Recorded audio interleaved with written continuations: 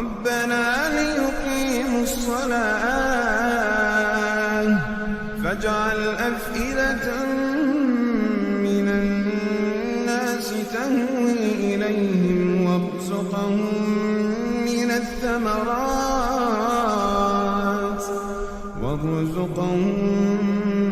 الثمرات لعلهم يشكرون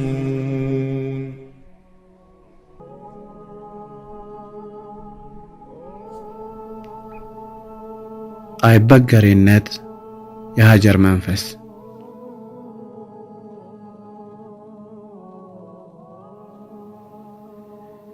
ጭው ባለው በረሃ እንደ እሳት በምትፋጀዋ ፀሐይ የያዘችውን ጨቅላ የዛፍ ግንድን ተደግፋ አንዲት ሴት ብቻዋን ከምህረት የለሿ ንዳድ ለመጋረድ ትጥራለች።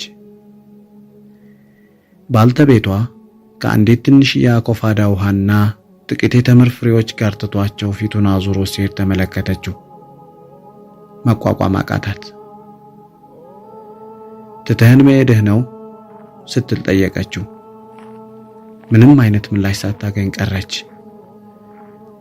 በዚያ ውላላ ሜዳ በዚያ ነዳዳማ በረሃ የሚሰማ ድምጽ ቢኖር ዳናውን እያጠፋ የሚጓዘው የባለቤቷ ኮቴ ድምጽ ብቻ ነበር። ማንምና ምንም በሌለበት ባዶ ሸለቆ ውስጥ ትተህን እየሄድክ ነው? ትንሿን የልጇን ፊት አጎንብሳ እየተመለከተች በድጋሚ ጠየቀችው። በዚያ በረሃ ውስጥ ብቻ የመሆንን ነገር ስታስበው ልቧ ተርበተበተች። ፍርሃት ሰውነቷን አራደው። ወዲያውም ግን ወደ ራሷ ተመለሰች። ልቧ መረጋጋት ያዘች። ምንም እንኳን ሁኔታዎች አስጊ ቢሆኑም ከጀርባቸው ያስከተሏቸው በርካታ መልካም አጋጣሚዎች እንደሚኖሩ አመነች። አጋጣሚዎቹ ምን ምን እንደሆኑ ባታውቃቸውም ባልተቤቷ ፊቱን በበረሃው መካከል ወደ አኖራቸው ቤተሰቦቹ ሳይመልስ ወደፊት ጉዞውን ቀጥሏል። በእርግጥ አላህ ይህንን ታደርግ ዘንድ አዟሃልን? ጠየቀች ሀጀር። ባሏም እርምጃውን ገታ አድርጎ ጭንቅላቱን በአዎንታ ነቀነቀ። እንደዚያ ከሆነ በፍጹም አይረሳንም አለች ዝቅ ባለ ድምፅ።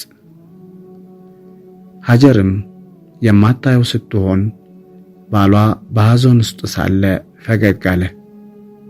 ከእይታዋም ውጭ በሆነ ወቅት እጆቹን ወደ ጌታው ሊለምን ዘንድ ከፍ አደረገ። ጌታችን ሆይ፣ እኔ አዝመራ በሌለው ሸለቆ ውስጥ በተከበረው ቤት በካዕባ አጠገብ ከዘሮቼ ያስቀመጥኩ። ጌታችን ሆይ፣ ሶላትን ያቋቁሙ ዘንድ አስቀመጥኳቸው። ከሰዎችም ልቦችን ወደ እነሱ የሚናፍቁ አድርግ። ያመሰግኑህም ዘንድ ከፍሬዎች ስጣቸው።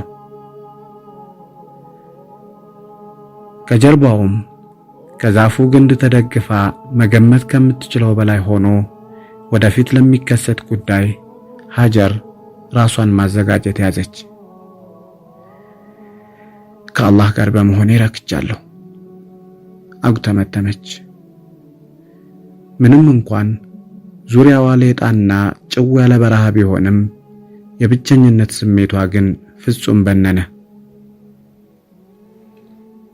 በዚያችም አጋጣሚ ነገሮችን በመልካም ጎኖቻቸው መመልከቷ፣ በጌታዋ ላይ ፍጹም እምነት መያዟ፣ ከጥርጣሬ መጽዳቷ በታሪክ ከተጠቀሱት የታላላቅ ስብዕና ባለቤቶች መካከል አንዷ እንድትሆን አስችሏታል። ሀጀር ከማትታወቅ አንዲት የግብጽ ባሪያ ወደ መንፈሳዊ ተግባር ምልክትነት፣ ጥልቅ ማስተንተንና እይታ መነሾነት ተሸጋገረች። ምንም እንኳን በነቢዩላህ ኢብራሂም ባለቤትነትና በነቢዩላህ እስማኤል እናትነት ብትታወቅም በአላህና በመልእክተኛው ዘንድ በሐቋ ለመታወቅም በቃች። በጽናቷም የሰው ልጆች አርአያ ትሆን ዘንድ ዘለዓለማዊ ምልክት ሆነች።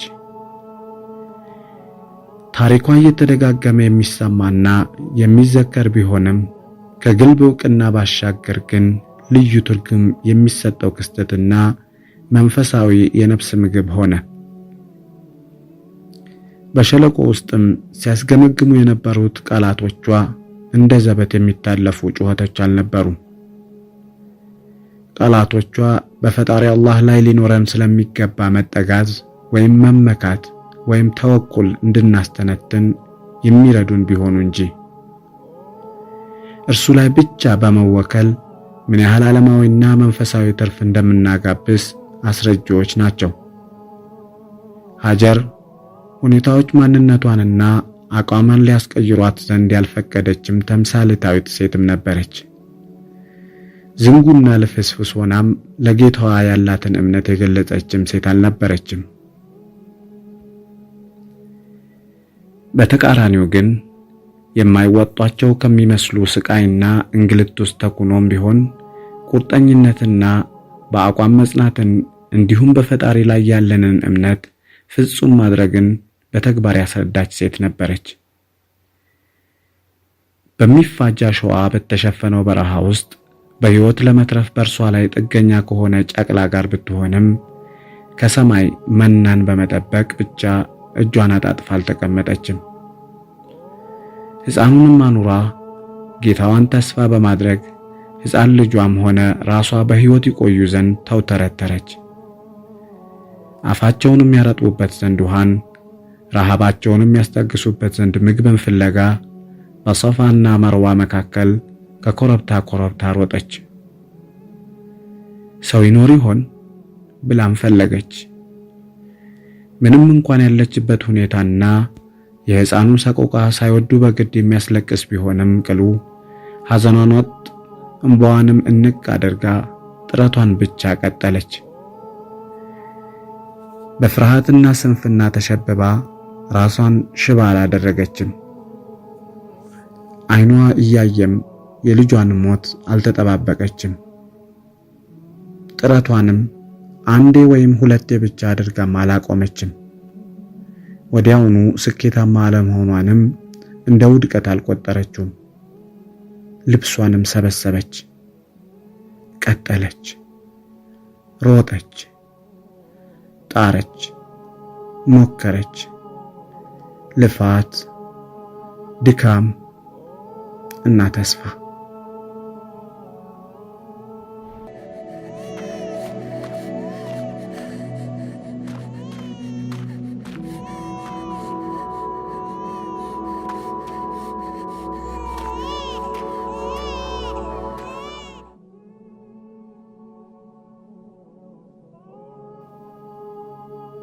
ሰባት ጊዜ የሕፃኑ የሲቃ ድምፅ በጆሮዋ እያቃጨለ በሚፋጀው አሸዋ ላይ በሚለበልበው ሙቀት ውስጥ በሶፋና መርዋ መካከል አቀብቁልቁል እያለች ተመላለሰች። ጥረቷም መና አልቀረም፣ ተስፋዋም የሐሰት አልነበረምና አዛኙ አላህ ጌታ ከሰማያ ሰማያት ጅብሪል ላከላት። በክንፉም መሬቱን ጨር በማድረግ ቢጠሙ ጥምን ቆራጭ፣ ቢራቡ ረሃብን አስታጋሽ፣ ቢታመሙ ፈውስን የሚሰጠውን ዘለዓለማዊ ሀብትን ዘምዘምን አወረሳት።